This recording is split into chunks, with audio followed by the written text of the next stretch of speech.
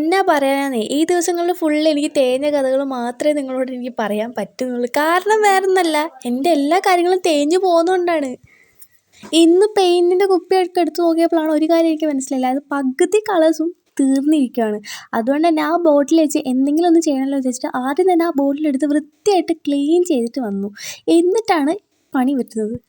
മെഴുകുതിരി ഉരുക്കാൻ വേണ്ടി നോക്കിയപ്പോൾ ഒരു പാത്രം പോലും കിട്ടാതെ വന്നപ്പോൾ ലാസ്റ്റ് പേപ്പർ കപ്പിലിട്ടിട്ട് വെള്ളം തിളപ്പിക്കാൻ വെച്ചിട്ട് അതിൻ്റെ ഉള്ളിൽ വെച്ചിട്ടാണ് ഉരുക്കിയെടുത്തത്.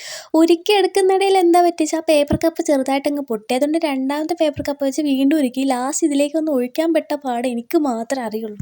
ആ ഉരുക്കി കിട്ടിയതിലേക്ക് പെയിൻറ്റ് ആഡ് ചെയ്തപ്പോൾ അത് മര്യാദയ്ക്ക് മിക്സ് ആവുന്ന കാണാത്തപ്പോൾ എൻ്റെ ബുദ്ധി എന്തെല്ലൊക്കെയോ ആയിപ്പോയി.